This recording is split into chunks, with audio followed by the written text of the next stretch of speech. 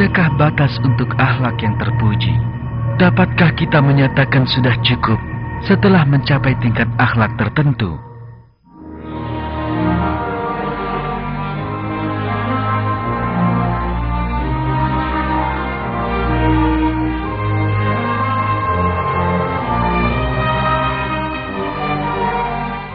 Tidak ada batas untuk akhlak terpuji. Untuk setiap perbuatan dan setiap kata yang terucap, pastilah masih ada yang lebih baik. Tidak ada seorang pun yang boleh menyatakan, ini sudah cukup, atau inilah yang terbaik. Selain itu, tiap kali manusia menganggap dirinya sudah berada di tingkat akhlak yang memuaskan, penyimpangan tingkah laku dan akhlaknya pun mulai terjadi. Karena dia yakin tidak perlu memperbaiki dirinya sendiri. Dia tidak dapat mengambil manfaat dari setiap keindahan dan tidak dapat menunjukkan perbaikan apapun dalam wataknya. Allah telah menunjukkan di dalam sejumlah ayat bahwa orang-orang yang merasa dirinya serba cukup adalah orang-orang yang sombong. Ketahuilah, sesungguhnya manusia benar-benar melampaui batas karena dia melihat dirinya serba cukup. Karena itulah hingga akhir hayat kita seharusnya berusaha memperbaiki diri dan berjuang agar menjadi lebih baik. Hal ini karena tidak seorang pun bisa memastikan memperoleh syurga dan ridha Allah sebelum keputusan Allah tentang dirinya diketahui.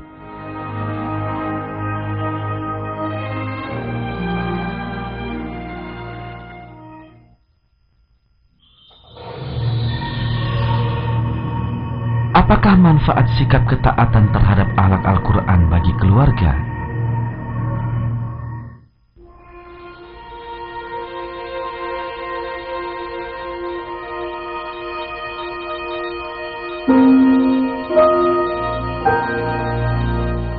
Akhlak Al-Quran menuntut rasa hormat kepada ayah dan ibu kita.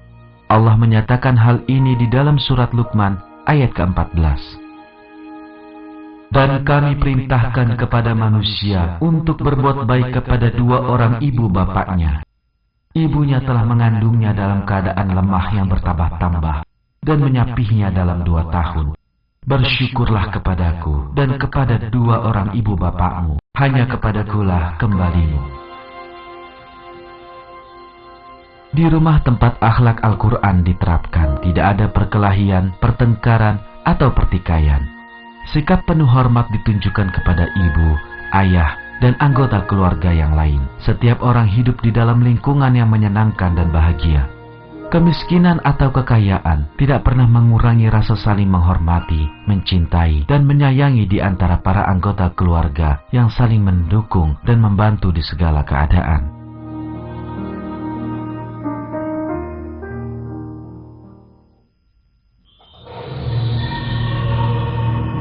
Bagaimanakah seharusnya kita bersikap terhadap orang tua menurut Al-Quran?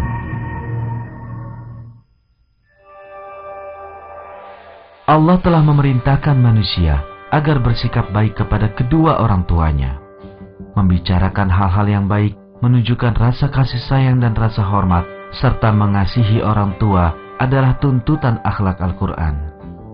Allah memerintahkan manusia agar tidak menunjukkan kejengkelan kepada orang tuanya di dalam sebuah ayat. Dan Tuhanmu telah memerintahkan supaya kamu jangan menyembah selain Dia, dan hendaklah kamu berbuat baik kepada ibu bapakmu dengan sebaik-baiknya. Jika salah seorang di antara keduanya atau kedua-duanya telah berumur lanjut dalam pemeliharaanmu, maka sekali-kali janganlah kamu mengatakan kepada keduanya perkataan "ah", dan janganlah kamu membentak mereka. Dan ucapkanlah kepada mereka perkataan yang mulia. Dan rendahkanlah dirimu terhadap mereka berdua dengan penuh rasa sayang. Dan ucapkanlah, wahai Tuhanku, kasihilah mereka berdua, sebagaimana mereka berdua telah mendidikku di waktu kecil. Walaupun orang tua mereka tidak memiliki keyakinan yang sama dengan anaknya dan tidak beriman kepada Allah, orang yang beriman tetap harus menjaga sikap mengasihi dan rasa hormatnya kepada mereka. Mereka tidak mengikuti nasihat orang tuanya jika hal itu bertentangan dengan agama. Namun hal itu tidak akan mengubah sikap mereka untuk tetap menghormatinya. Mereka dituntut memperlakukan orang tua mereka dengan baik, walau dalam keadaan apapun. Allah memerintahkan di dalam suatu ayat, "Dan kami wajibkan manusia berbuat baik kepada kedua ibu bapaknya. Dan jika keduanya memaksamu untuk mempersekutukan aku dengan sesuatu yang tidak ada pengetahuanmu tentang itu, maka janganlah kamu mengikuti keduanya. Hanya kepadakulah kembalimu, lalu aku kabarkan kepadamu apa yang telah kamu kerjakan."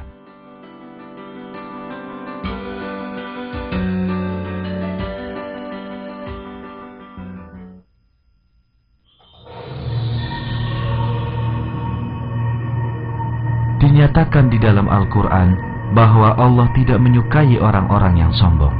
Apakah maksud bersikap sombong menurut Al-Quran?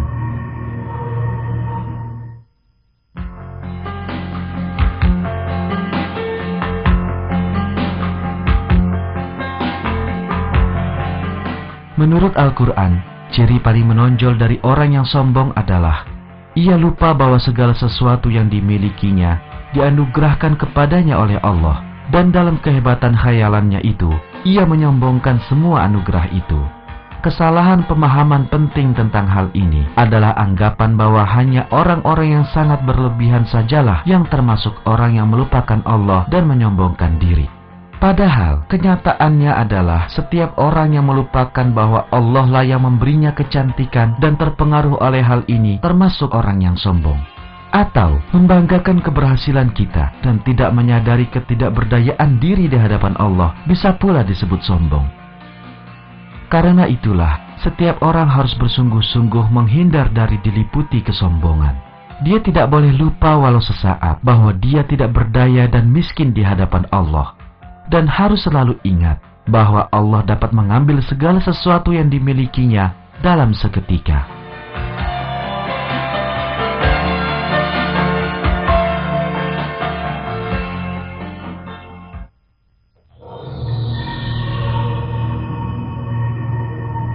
Apakah arti rendah hati bagi orang-orang yang beriman?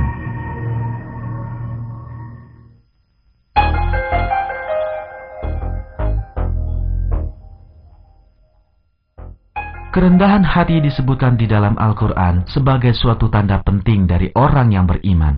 Juga dinyatakan di dalam sejumlah ayat bahwa Allah tidak mencintai orang yang angkuh dan yang suka berlebihan. Kaum beriman adalah orang-orang yang sadar akan kenyataan bahwa Allah adalah Sang Pencipta dan satu-satunya Tuhan bagi segala sesuatu, dan bahwa Dialah yang melimpahkan nikmatnya kepada umat manusia. Orang yang beriman menyadari kelemahannya di hadapan Allah sehingga mereka tidak pernah menunjukkan kesombongan yang tidak pada tempatnya. Betapapun cantiknya, kayanya, cerdasnya, atau mulianya dia tidak menyombongkan hal-hal ini. Karena dia tahu bahwa Allah lah yang memberikan semua itu kepadanya. Karena itulah, sikapnya terhadap orang beriman yang lain juga rendah hati. Dia tidak berusaha menonjolkan kemampuan atau sifat-sifat baiknya, karena dia mengharapkan balasan untuk segala yang dilakukan hanya dari Allah. Berlawanan dengan kesombongan orang-orang yang tidak beriman, orang-orang beriman yang rendah hati bertindak dalam kesederhanaan yang tercermin pula dalam penampilan mereka. Sikap rendah hati orang-orang beriman ini dinyatakan di dalam surat Al-Furqan ayat 63 sebagai berikut. Dan hamba-hamba Tuhan yang Maha Penyayang itu ialah orang-orang yang berjalan di atas bumi dengan rendah hati, dan apabila orang-orang jahil menyapa mereka, mereka mengucapkan kata-kata yang mengandung keselamatan. Akibat sikap orang beriman ini, Allah memberi mereka kabar gembira akan syurga. Tuhanmu ialah Tuhan yang Maha Esa. Karena itu, berserah dirilah kamu kepadanya, dan berilah kabar gembira kepada orang-orang yang tunduk patuh kepada Allah.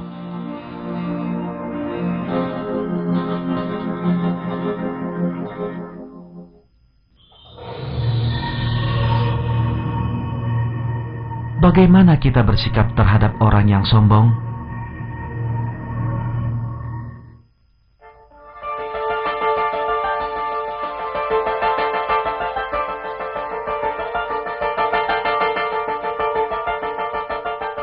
Ciri terpenting lain dari orang yang beriman adalah keteguhan hati mereka dalam menjalani hidup yang sesuai dengan akhlak terpuji dan keimanan mereka, terlepas dari keadaan, orang-orang, atau lingkungan sekitar.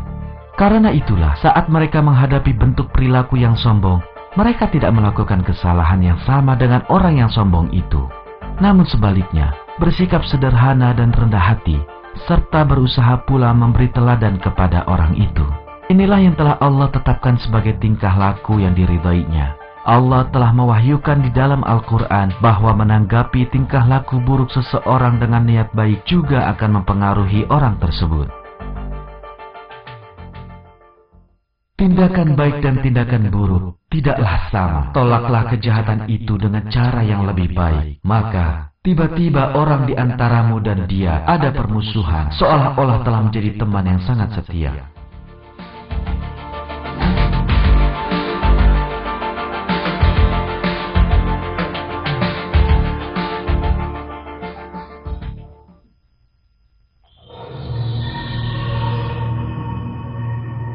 Bagaimana Al-Quran melukiskan orang yang memperingatkan orang lain, namun tidak melaksanakan sendiri apa yang mereka nasihatkan itu?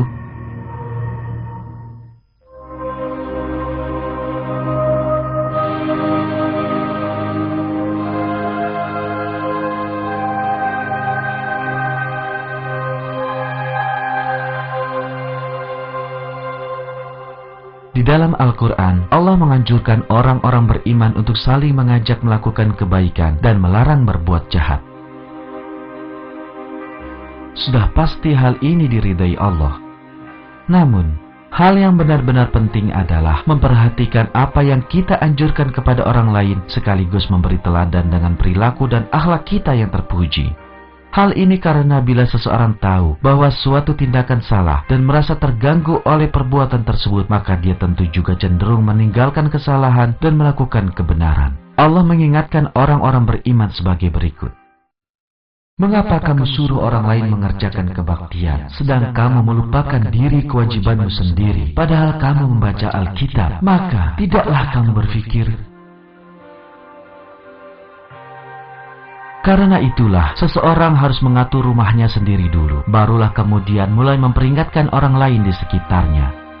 Jika dia menganjurkan akhlak terpuji, namun tidak melaksanakannya sendiri dalam kehidupan kesehariannya, maka keikhlasannya harus dipertanyakan.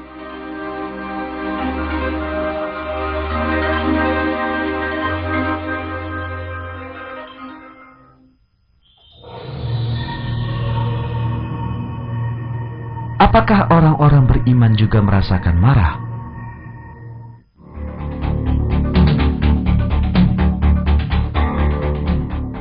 Orang-orang beriman sama seperti orang lain, lumrah merasakan kemarahan pada saat-saat tertentu. Akan tetapi, salah satu ciri terpenting dari sifat mereka yang terpuji adalah kemampuan mereka untuk mengendalikan amarahnya. Mereka tahu bahwa tidak ada kebaikan yang datang dari kemarahan yang hebat dan tidak terkendali, dan mereka akan kehilangan kemampuan mereka untuk bertindak masuk akal dan adil. Mereka menghindari mengambil keputusan yang salah, yang dapat melukai bakti diri mereka sendiri maupun lingkungan mereka. Karena itulah, orang-orang beriman menunjukkan kesabaran dan sifat pemaaf. Allah memuji sifat orang beriman ini di dalam Al-Quran dengan firman sebagai berikut. Orang-orang yang menafkahkan hartanya, baik di waktu lapang maupun sempit, dan orang-orang yang menahan amarahnya dan memaafkan kesalahan orang, Allah menyukai orang-orang yang berbuat kebajikan. Namun, mengendalikan amarah jangan sampai disalahartikan. Hal ini tidak berarti menerima saja segala sesuatu atau bersikap diam. Orang-orang beriman pasti akan tanggap terhadap berbagai peristiwa dan berusaha mencegah segala keadaan atau pelanggaran yang dapat mencelakakan orang beriman lainnya. Namun mereka tidak bertindak menurut emosi mereka. Sebaliknya, mereka mencari jalan keluar yang masuk akal dan berusaha membebaskan orang itu dari akhlak tercelanya, menuntunnya, atau mengubah amarah yang merugikan itu.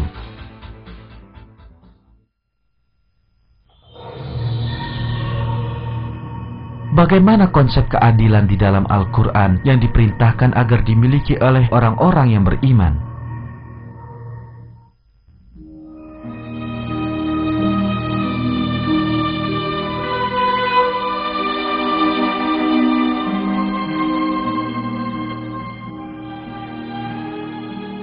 Allah telah memerintahkan orang-orang beriman untuk menilai segala peristiwa dengan keadilan dalam batas-batas yang dinyatakan di dalam Al-Quran. Mematuhi perintah ini adalah sifat yang paling penting dari orang yang beriman. Keputusan yang dibuat seseorang atau kesaksian yang diberikannya kadang-kadang bisa berlawanan dengan kepentingannya sendiri atau mungkin berhubungan dengan kepentingan saudaranya. Tetapi hal ini tidak menjadi masalah bagi seseorang yang takut kepada Allah. Karena ketentuan tingkah laku orang beriman adalah ridha Allah. Misalnya saja, kelihatannya mungkin akan menguntungkan bagi seseorang untuk bersaksi atau membuat keputusan dengan cara yang tidak diridai Allah. Sekalipun demikian, keuntungan duniawi tidak mampu memberikan ketentraman atau kebahagiaan kepada orang yang beriman bila Allah tidak meridainya. Karena itulah, orang yang beriman tetap berlaku adil walaupun hal itu menentang dirinya atau kerabat mereka. Bahaya lain yang mungkin mencegah manusia berlaku adil dalam mengambil keputusan adalah kemarahan yang mungkin mereka rasakan terhadap orang lain. Jika seseorang marah atau menaruh dendam terhadap orang lain, dia mungkin tidak ingin melakukan sesuatu yang akan menguntungkan bagi orang itu. Akan tetapi, orang-orang yang beriman mempertimbangkan ridha Allah dan selalu berbuat adil tak peduli kepada siapa. Karena Allah telah memerintahkan orang-orang beriman. Dan janganlah sekali-kali kebencianmu terhadap sesuatu kaum mendorong kamu untuk berlaku tidak adil. Berlaku adillah, karena adil itu lebih dekat kepada takwa.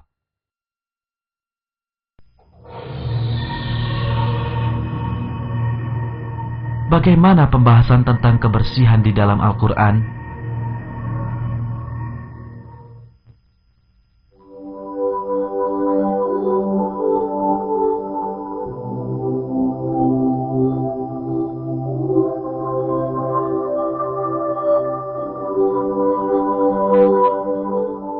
Orang-orang yang beriman adalah orang yang tubuhnya sangat bersih. Pakaian, tubuh, dan rumah mereka selalu bersih seperti dituntut dalam ayat keempat dan kelima surat Al-Mudatsir yang menyatakan, "Dan pakaianmu bersihkanlah, dan perbuatan dosa tinggalkanlah." Mereka berusaha menjadikan tempat-tempat yang mereka tinggali serupa dengan lingkungan surga yang elok sebagaimana dilukiskan di dalam Al-Quran. Makanan yang mereka makan juga bersih, seperti diperintahkan dalam ayat 172 surat Al-Baqarah yang menyatakan, "Hai orang-orang yang beriman, makanlah di antara rezeki yang baik-baik yang kami berikan kepadamu." Allah telah menekankan di dalam sejumlah ayat tentang bagaimana seharusnya orang beriman memandang kebersihan. Salah satunya berbunyi, "Janganlah kamu memperserikatkan sesuatu pun dengan aku, dan sucikanlah rumahku ini bagi orang-orang yang tawaf, dan orang-orang yang beribadat, dan orang-orang yang ruku dan sujud."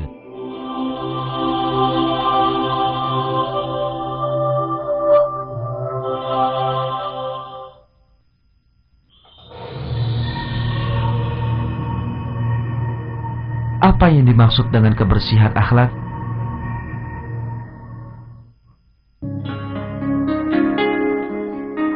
Di dalam Al-Quran, Allah menyatakan bahwa jiwa manusia seharusnya juga bersih. Dinyatakan bahwa orang yang menghindari kejahatan jiwanya dan mensucikannya akan beruntung. Allah menyatakan di dalam surat Asy-Syam ayat 8 hingga 9.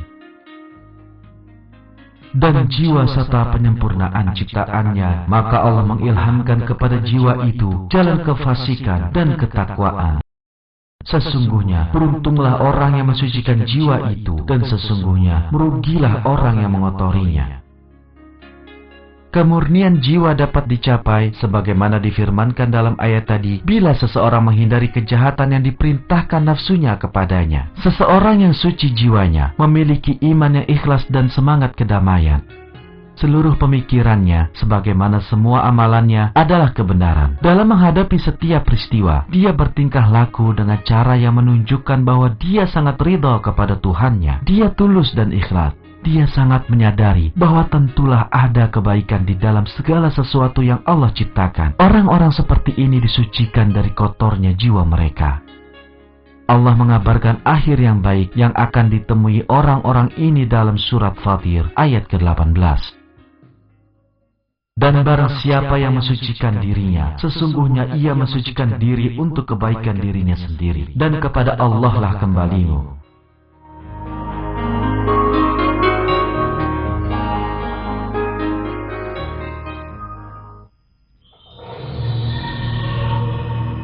Bagaimanakah pembahasan tentang pemeliharaan anak yatim dalam Al-Quran?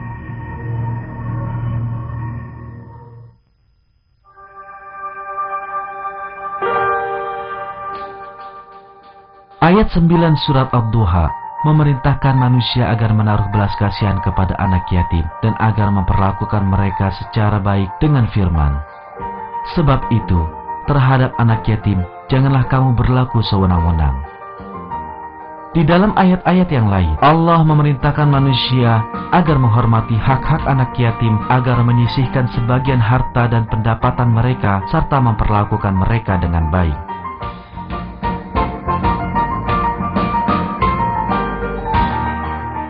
Selain itu, Allah menuntut agar harta milik anak yatim digunakan dengan adil, dan harta itu semestinya dikembalikan kepada mereka setelah dewasa kearifannya.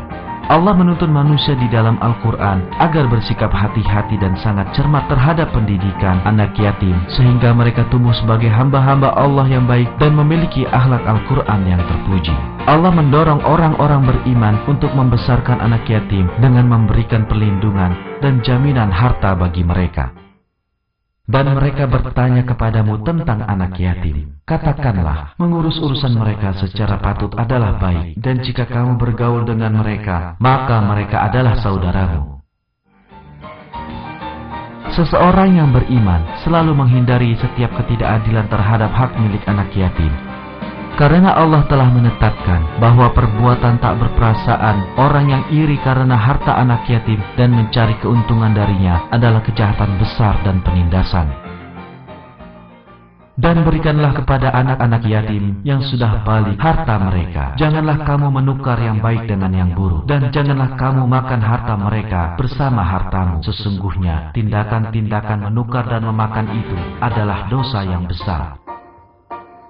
Karena semua ini, orang-orang yang beriman melindungi harta benda anak yatim dengan sangat hati-hati sampai mereka dewasa dan mampu mengurus diri mereka sendiri dan menyerahkan seluruh hak-hak mereka kepada mereka saat mereka dewasa.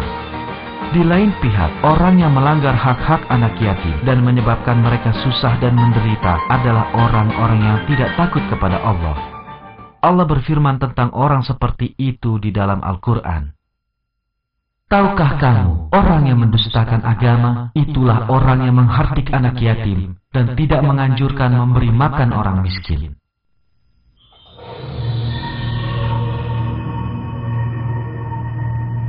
Pantaskah kita mengeluhkan penyakit, ketidakmampuan, kemelaratan, atau kekurangan tubuh?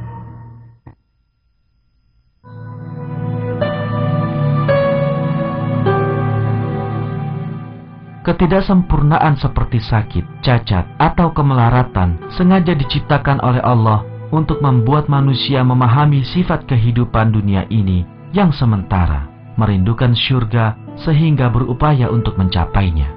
Karena itu, ketidaksempurnaan ini sebenarnya adalah nikmat yang Allah anugerahkan kepada hamba-hambanya. Bagi seseorang yang tahu bagaimana seharusnya bersikap, keadaan yang tampak sulit di dunia ini berubah menjadi nikmat yang besar jika dikaitkan dengan akhirat yang abadi.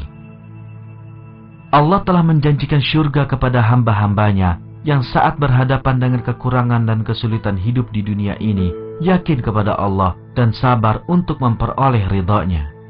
Selain itu, Allah akan menghilangkan semua ketidaksempurnaan rohani maupun jasmani dari orang-orang ini di syurga dan akan menciptakan mereka dalam bentuk yang paling indah dan paling abadi. Itulah sebabnya, apa yang seharusnya kita lakukan dalam menghadapi ketidaksempurnaan itu bukanlah melupakan kenyataan ini dan sepenuhnya berserah diri kepada Allah, Tuhan yang maha luas kebijaksanaannya, karena ada kebaikan mutlak dan kebijaksanaan yang luar biasa yang tidak kita ketahui dalam takdir yang telah Allah tetapkan.